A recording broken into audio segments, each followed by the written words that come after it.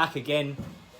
This time, we've got something a little bit more unique, involving one of these. Ooh. So, before I crack on, I just want to have a quick shout out to VTech Echo. I will put a link to his page in the description to his video. I say, awesome guy. He's got this B18 VTech Purple Mini. I don't know if you've seen it about already. It is mad. Bonnet flips up, suicide doors, you name it. Everything has gone into this car. So go check out his page, see what it's about. He's currently building another VTech Mini, and I'm kind of looking forward to see how this one turns out. So check it out, it'll be in the description down below. But today, before I go any further, did anyone guess what it is? I'm hoping someone said the answer on the other side and I'm going to go, yes, you son of a bitch, I'm in. But yeah, we shall crack on and you'll soon work out what we're doing very, very soon. Very soon. Very soon. Make it look a bit nicer. It's got loads of fucking weld marks in it. That's alright. Isn't it? Fucking hell. And that's just made it go yellow. It was already yellow, you just couldn't see it through the dirt.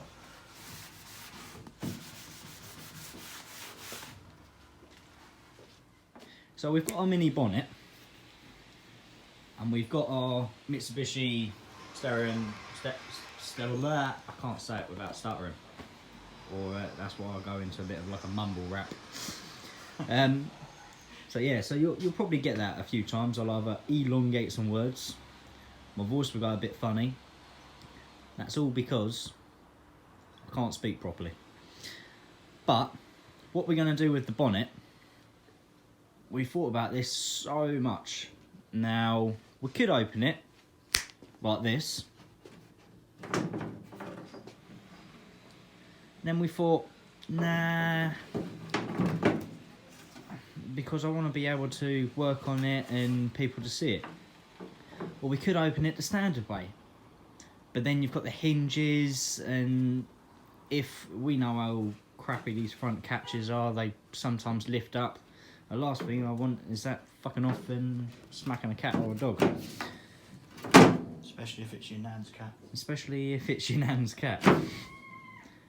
So, and then we didn't really want to put the bonnet pins in it because I don't really want it to look like a race car, should I say, even though it's going to have the vibe of it.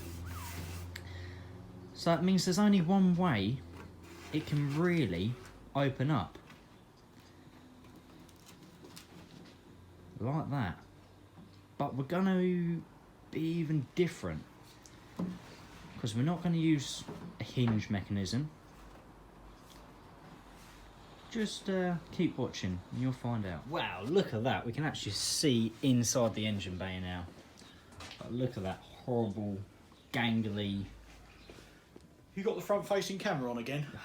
Piss off, you. Gangly mess of a wiring loom. Now, minis don't have a lot, and that looks like a lot. But really, that's just a spaghetti junction. So, now, we've got the room for our Mitsubishi catch on there. But which way? We still haven't decided fully. I have. He has. I want it that way, not that way. That way? Yeah. Okay, we've just decided that way.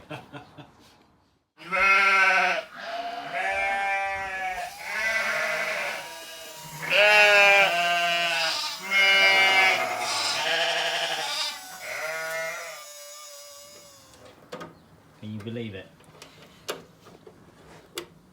There's actually a captive nut on the other side of where we've mounted this latch, and it just bolts straight in. There you go. Tight. Up in that top corner. Fine points of it. It's incredible, isn't it? That's amazing. But if we look down at our wing, that's amazing.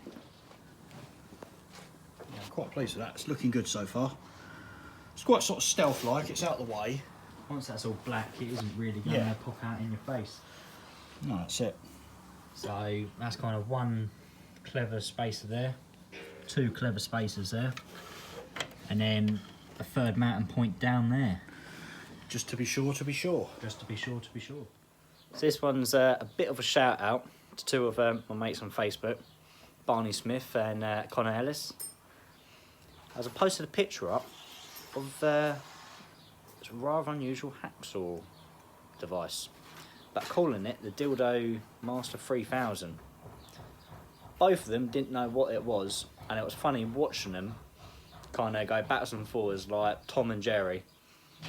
Proper made in my morning. So cheers boys, you're in the video. So admittedly, that little battle between those two, that's made my whole day. Maybe even my whole week. Pardon the pun. So don't need that anymore. But then that is the final bolt, which will go through there, but it will pull that down slightly. And that's it. That is where that catch is going to go. I quite like that. Apart from that little notch in the inner wing, it's not obvious, is it? No. And once it's painted black, Again. yeah, Spot on. yeah, I quite like that. So now I've got to move on to the other side. No, we haven't. Are we not? No. What are we doing now? We're putting the release mechanism on next. Ooh, yes. Yes. Release mechanism time.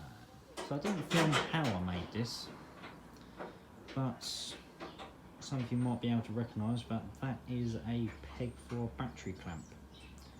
But what I've done is usually they have just a right angle where it clips into a bit of metal and then you tie it down. So what I thought I'd do is I'll spin it round and I'll curve it round a bit more. And that fits pretty well in our Mitsubishi latch. So just a case of working that onto the bonnet once we're at that stage and going from there. It's always good when we have a box, well, two boxes of surprises and a bag full of bits there which go with them. So at least next week we'll be able to ooh, they're a bit snazzy. With subframe mountings as well. Oh, it's going to look good. Shiny bits. Absolute shiny. So while our latch is drying, it's just had a quick coat of black. Gonna drop down the heater box, maybe even take it out for now. Because now we're gonna connect up our choke cable, which is actually our bonnet release, to there, and then run it through the car and see how we're going to route it. It's looking pretty good so far. No serious issues yet. So I'll show you in this kind of tangled mess. Just crap out the way.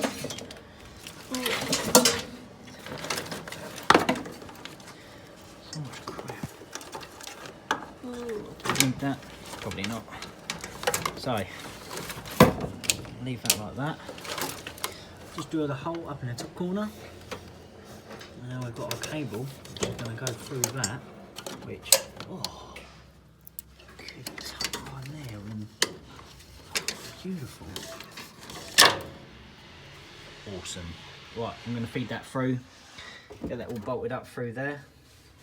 Hang on a minute, I need to take it out of there, get it through there first, and then put it through there. Oh, bugger. So after getting this right first time, that is all. Bring it round to the back, seat it like that. Just need a cut to length, what we need. And well, if you can guess what that side's going to be used for, I'm pretty sure you're going to be able to work out what the other side is. That's another day. So, by pulling this lever here,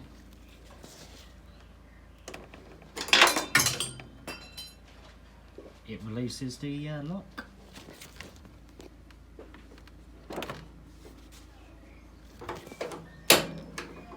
And then once more for luck. So pull that, releases that. Perfect.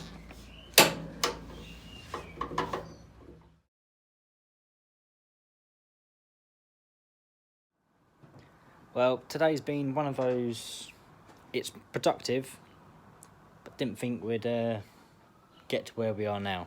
As in, I thought we'd get a lot further. So kind of just at once give you the idea of where it's going through. It's looking proper smart now. And looking down, oh, it's beautiful.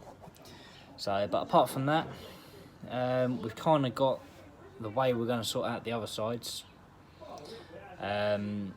We've kind of got our lock, which will go onto the bonnet. Going to make a light framework to go over, but this is now looking like Monday's job. So we'll see how it goes. We're going to spend the day on Paul's Mini tomorrow, and if we'll probably be on that all day. So yeah, Monday back on this, finish off the bonnet, and fingers crossed that won't take too long. The thing is, the problem with what we've done today is, oh, you can't see anything, but it's the whole link mechanism, which has took the time to work out. It's still not 100%. I feel like we'll have to adjust it a little bit later on, but it works. It locks, unlocks, and yeah, it's going to be pretty awesome. But on that shell, on that bombshell, see you laters, and yeah, stay tuned. See you Monday.